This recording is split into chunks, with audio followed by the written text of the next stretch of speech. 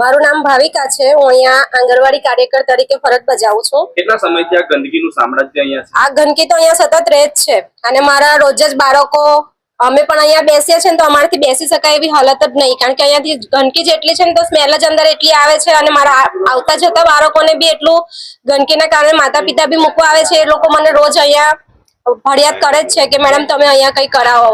તો મારી નગરપાલિકાને એટલી જ વિનંતી છે કે આ ગંદકી અહીંયાથી હટાવો અને ગંદકીના કારણે અહીંયા ઢોરો ગાયો અને બળદ પણ અહીંયા હોય છે ને મારા બાળકોને આવવામાં બી તકલીફ પડે છે અહીંયા। મારી નગરપાલિકાને એટલી વિનંતી છે કે આટલું મને સાફ કરી આપો અને આ જે બધું છે એ મને કમ્પ્લીટ કરીને આપો। બેન, કેટલા વિદ્યાર્થીઓ નાના નાના અહીંયા આગળ અભ્યાસ કરે છે? મારે 25 થી 30 બાળકો અહીંયા હાજર રહે છે। કેટલા વર્ષના વિદ્યાર્થીઓ? મારે 3 થી 6 વર્ષના બાળકો આવે છે। વસાવા મયુરભાઈ મહેન્દ્રભાઈ। શું કહેશો આ ગંદકીને લઈને?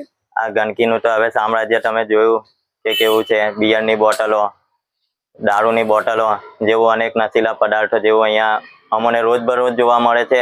હવે તે કોણ નાખી જતું હોય, કોણ પી જતું હોય તે પણ અમને ખબર નથી। અહીંયા જ રહીએ છીએ, આટલો બધો કચરો હોવા છતાં કોઈને દેખાતું નથી। રોજ ડોર ટુ ડોર સેવા આપે છે, તે ડોર ટુ ડોર સેવા અહીંયા દેખાતી નથી, એ પણ આપણે જોઈ શકીએ છીએ। બીજું કહેવા જઈએ તો આંગણવાડીના નાના નાના છોકરાઓ જે એવા ઘરોના છે કે એમના ઘરોમાં ડર પણ લાગે તો પણ મા બાપ એને પોછી કાઢતા હોય। હવે એવા સમય પર તેઓ આવાની અંદર મૂકવા આવે તે જોવા લાયક થઈ ગયું છે જાણે।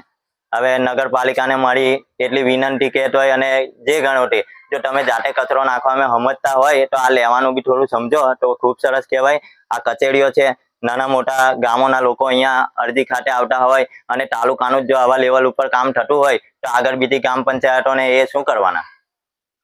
કહેવાય છે કે આમોદ નગરપાલિકા ફક્ત ફોટો સેશનમાં જ આગળ છે। ફોટો સેશન જ નહીં, એ આપણે જોઈએ છે કે કચરો નાખતા પ્રમુખ, ચીફ ઓફિસર જે આપણા ગામના ધણી જેવા કહેવાય એ લોકો જો આવું કરતા હોય તો બીજા નાના મોટા કર્મચારીઓ બીજા શું કરવાના?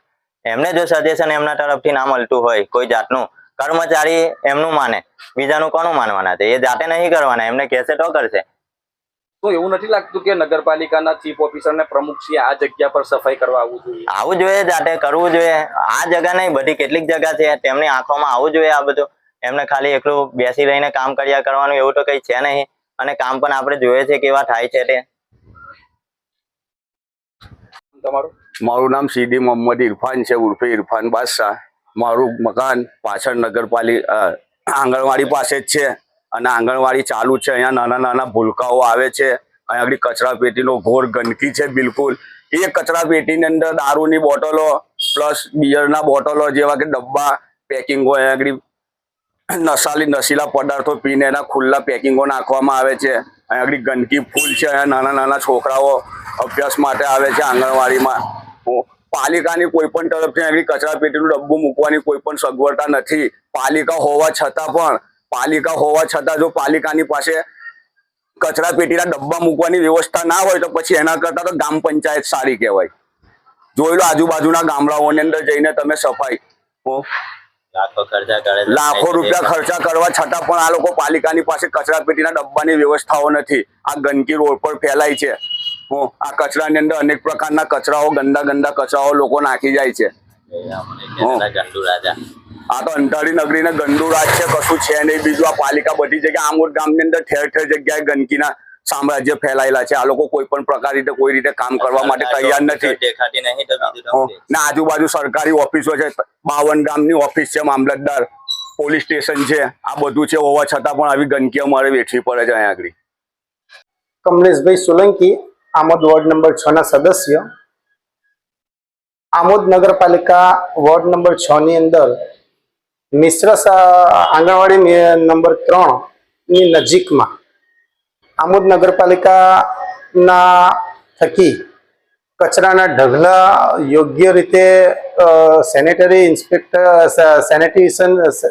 વિભાગની અંદર એસઆઈને જાણ કરવા છતાં, મુખ્ય અધિકારીને જાણ કરવા છતાં અને વહીવટી તંત્રના ગ્રુપની અંદર મેસેજ વારંવાર મૂકવા છતાં પણ આવી જગ્યાઓ આંગણવાડીની અંદર નાના બાળકો અભ્યાસ કરવા માટે નંદની ઘર તરીકે સરકારશ્રી દ્વારા ચાલે છે આંગણવાડી, ત્યાં જતા હોય છે, જેની ઉંમર વય મર્યાદા 1 થી 5 ની અંદર હોય છે। એટલે આપણે શારીરિક રીતે સમજી શકીએ કે એમનું શારીરિક બળ એટલે ઇમ્યુનિટી પાવર સૌથી ઓછો હોય છે।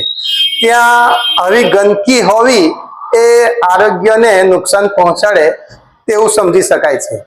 તેથી અમે વારંવાર આ નગરપાલિકાના તંત્ર અમારા ચાલતા ગ્રુપની અંદર આવું અમે વારંવાર આક્રોશજનક ભાષાની અંદર મુખ્ય અધિકારીને એસઆઈની આંખો ખુલે તથા જે તે જવાબદાર વ્યક્તિઓ આવું નાના બાળકોના ભવિષ્યને ધ્યાનમાં રાખે, જ્યાં ચાલે છે આંગણવાડી ત્યાં ગંદકી ન હોય, દુર્ગંધ ન મારતો હોય તો શાંતિથી બાળક આવી જઈ શકે અને ત્યાં કોઈ માની લો કે ગંદકી છે, ત્યાં બળદ ગાય કે કોઈ પણ ઢોર ઢાંકર જો ત્યાંથી ગંદકીને ત્યાં આગળ ચરવા આવે તો ત્યાં નાના બાળકોને અવર જવરમાં ક્યારેય જાનહાનિ ન થાય તે હેતુસર અમે વારંવાર એમને ધ્યાન દોરતા હોય છે કે માની લો કે ત્યાં કચરો પડેલો છે ને ત્યાં ગાય ચરવા આવે કેવું આવે અને બાળક ત્યાંથી જતું હોય અને જો કદાચ એને ભેટીમાં આવી બેસે તો જાનહાનિ થઈ શકે છે. આવા હેતુઓને ધ્યાનમાં રાખીને, ગંદકીને ધ્યાનમાં રાખીને, નાના બાળકોની ઇમ્યુનિટીને ધ્યાનમાં રાખીને અમે વારંવાર મુખ્ય અધિકારી અને એસઆઈને જાણ કરવા છતાં પણ આ નગરપાલિકાના તંત્ર તરફથી આ ગંદકી સાફ ન થતી હોય તેની સામે મારો ભરોભર રોષ વ્યક્ત કરું છું અને આ તંત્રના તમામ લોકોને એ સદબુદ્ધિ આપે એવી મેં આજના વોર્ડના સદસ્ય તરીકે આપ શ્રી હવે મારી આ વેદના વ્યક્ત કરું છું.